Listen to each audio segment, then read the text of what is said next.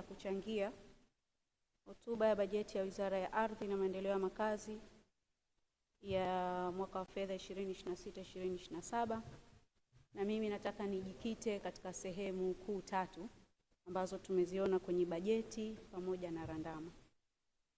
Kitu cha kwanza ambacho nitajikita nacho ni migogoro ya ardhi ambayo mingi sana inakuwa inasababishwa na Kamisheni ya Ardhi, Mipango Miji, na ya tatu itakuwa ni urasimu wa upatikanaji wa haki za makazi. Lakini kabla ya hapo, Mheshimiwa Mwenyekiti, naomba na mimi niweke nia ya kuzuia mafungu katika programu hizi nitakazozitaja. Ya kwanza ni programu kuu ya Kamisheni ya Ardhi ambayo ni programu ya mapato kwenye Kamisheni ya Ardhi. Ya pili ni P01 ya matumizi kwenye upangaji na usimamizi wa ardhi, lakini P02 ya utawala na uendeshaji wa Kamisheni ya Ardhi.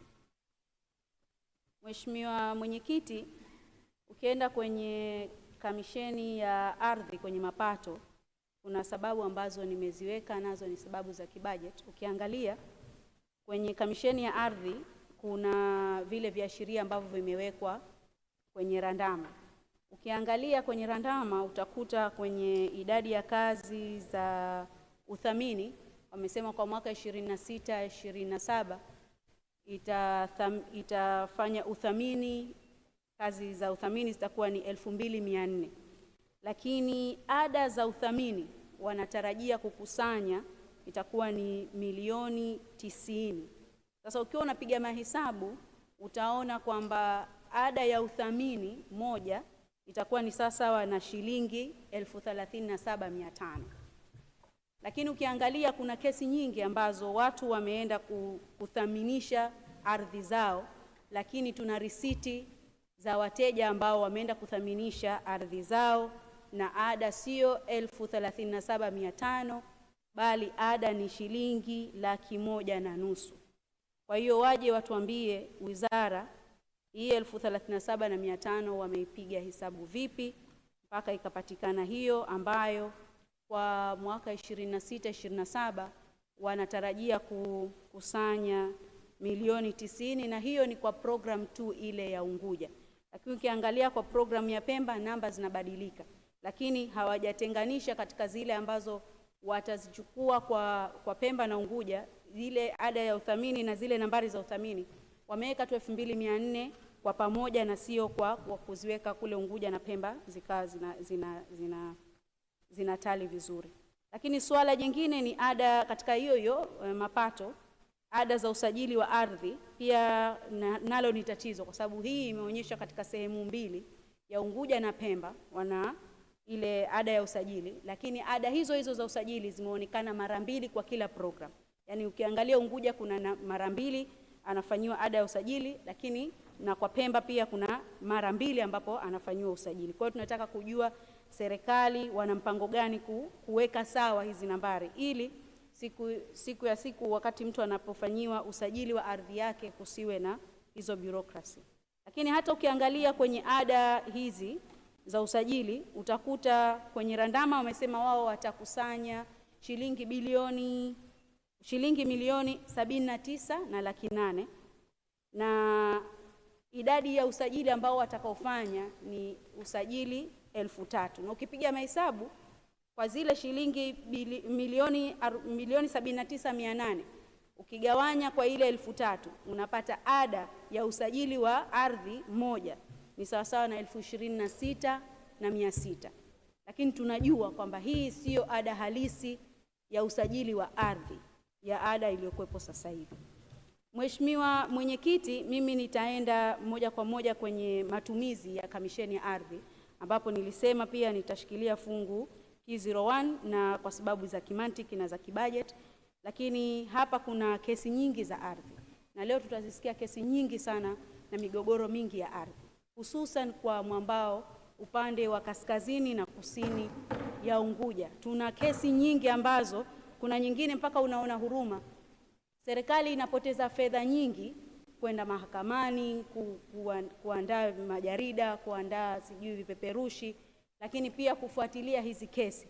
Lakini kwa upande mwingine unakuta mwananchi ambaye ni mnyonge bado analazimishwa kuingia hasara, kuingia katika madeni kwa sababu aidha kurasimisha ardhi yake au kufuatilia migogoro ambayo inatokana na ardhi.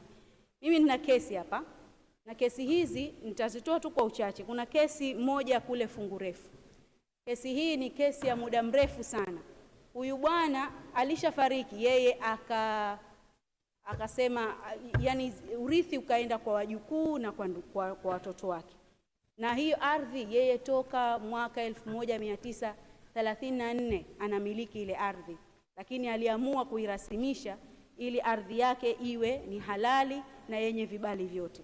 Na ukiangalia toka 2013, Mheshimiwa Mwenyekiti, huyu bwana alikuwa na migogoro wa ardhi. Kuna watu ambao walienda katika sehemu hiyo na kujimilikisha ardhi, lakini baadaye kamisheni ya Wakfu na Mali ya Amana wakatoa tamko katika gazeti ambalo lilitoka tarehe 14 Disemba 2013 kwamba wamiliki halali wa hilo eneo ni Bwana Khamis Hija Mohamed, ndugu Mwanaidi Makame Mohamed na ndugu Amer Khair Mohamed. Hawa ni ambao walirithishwa na likatoka tangazo kwenye gazeti la serikali, kitu ambacho kiliwataka wananchi yoyote mwenye mgogoro wa hiyo ardhi aweze kupeleka zile bids ambazo yeye anahisi ile ardhi anaimiliki. Lakini baada ya hapo 2013 hiyo kukawa na kesi ambazo ziko mahakamani. Kesi ikaamuliwa na ikaonekana kwamba wale watu ambao wametajwa kwenye ile kesi na waliotajwa kwenye gazeti ndio wamiliki halali, na kesi mahakamani ilitoa maelekezo kwamba wale watu ambao walitaka kuimiliki ile ardhi walipewa ardhi yao, na mwisho wakaomba hati ya kwanza. Walipewa hati ya kwanza, walienda kusajili ile ardhi yao, lakini swala la pili wakaenda kuithaminisha, na hiyo wakapewa vibali vyote kwamba ile sehemu ni ya kwao na hati halali zipo. Kwa hiyo mpaka leo hii tunavyozungumza, lile eneo limechukuliwa, hata kama wao wanazo zile hati sahihi, bado lile eneo limechukuliwa na serikali na hawajui hatima yao mpaka hii leo hii wanawezaje kupata hizi haki zao.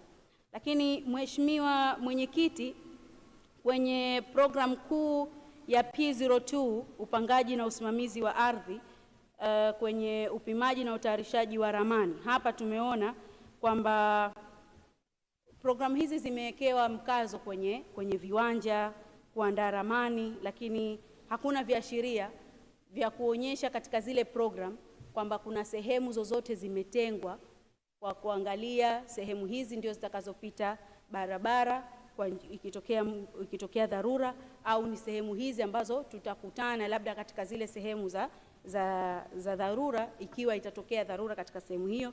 Lakini tulitamani sana, kwa sababu kisiwa chetu, nchi yetu ni ya kisiwa, basi angalau tungeona mipango miji wanaandaa sehemu ambayo ni mahususi itakapotokea mmomonyoko wa ardhi au itakapotokea maafa yoyote yanayoletwa na athari zile za tabia ya nchi.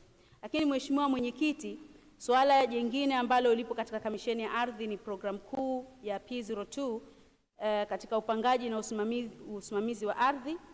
Programu hii imeweka malengo ya kupanga miji midogo, kuimarisha vijiji karibu na EPZ na kuandaa mipango ya matumizi. Lakini tulitamani sana, kwa sababu kule Tanzania bara wao wana bodi ya mipango miji, na sisi tulitamani sana kuwe na bodi ya mipango miji ambayo itawakusanya wale watu ambao wenye elimu ya upangaji wa miji, kwa sababu bado nchi yetu ni ndogo, ardhi yake ni ndogo. Tulitamani wakati tunatengeneza mipango miji au tunatengeneza mji wa Zanzibar, kuwe na master plan Zanzibar itaonekanaje, ili angalau tujue baada ya miaka 5, miaka 6, ile sehemu ambayo tunaiona hii ni kwa ajili ya investment, hii ni kwa ajili ya kufanyia biashara, na hii ni kwa ajili ya kilimo, ionekane uhalisia wake, kwa sababu ardhi yetu ni ndogo. Kila siku tunapobadilisha project, tunapobadilisha uwekezaji, tuna disturb kwanza wananchi, lakini pia tunahatarisha pia ukosekanaji wa ardhi kwa wananchi ambao tayari ni wamiliki wa sehemu hizo. Lakini katika sehemu nyingine ambayo nimeiona ina mapungufu katika P02 ni kutokuwa na kiashiria cha wananchi kutolipwa fidia, kwa sababu tunaona kuna hii migogoro ambayo imetokea na inaendelea kutokea, japokuwa kuna namba ambazo zinaendelea kuongezeka, lakini kwenye viashiria wala kwenye bajeti haijaandikwa sehemu yoyote, wala kwenye hotuba haijaandikwa kama wananchi, kuna idadi ya ngapi wananchi ambao watakaolipwa fidia kwa mwaka 2026 2027, wala hakukuwa na mpango wa kushughulikia madai ya wananchi. Pia hatujaiona kwenye randama wala kwenye hotuba.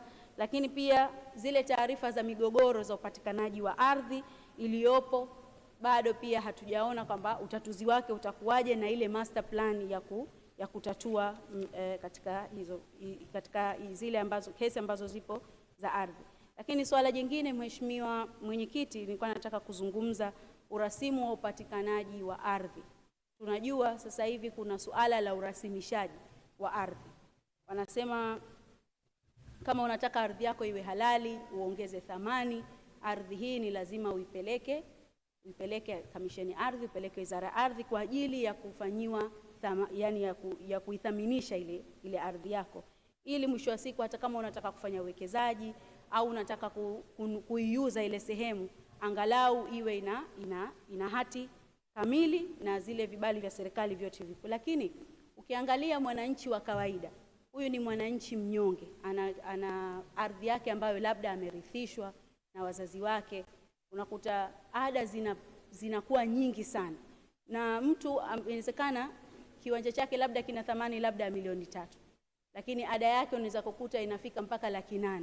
Sio haki, kwa sababu yeye anatafuta aithaminishe ardhi yake, lakini hawezi kuthaminisha kwa sababu hawezi kulipia zile ada. Zimekuwa ada ni nyingi mno. Nitazitaja baadhi ya ada ambazo Wizara ya Ardhi inatoza au kupitia katika kamisheni au kwa njia nyingine ambazo wamezitaja. Lakini kuna ada ya maombi. Wakati unataka kuthaminisha au kurasimisha ardhi yako, lazima kuwa kuna ada ya maombi. Kuna ada ya utambuzi na uhakiki wa kiwanja, kuna ada ya upimaji wa ardhi, kuna ada ya ramani ya kiwanja, ada ya uandaaji ya haki ya matumizi, ada ya usajili wa hati ya BPRA, na kuna stamp duty, na hapo kuna kodi ya ardhi. Sasa ukizichanganya zote kwa mwananchi wa kawaida, sidhani kama tunamtendea haki huyu mwananchi mnyonge ambaye yeye mwenyewe anataka kuthaminisha kwa ajili angalau ikifika siku na yeye ile ardhi yake iweze kutumika. Mimi nakushukuru Mheshimiwa Mwenyekiti, na bado siungi mkono hoja mpaka pale tutakapopata majibu ya maswali ambayo tumeuliza kwenye bajeti hii. Asante. Asante sana Mheshimiwa Daktari Nasra Nassor Omar.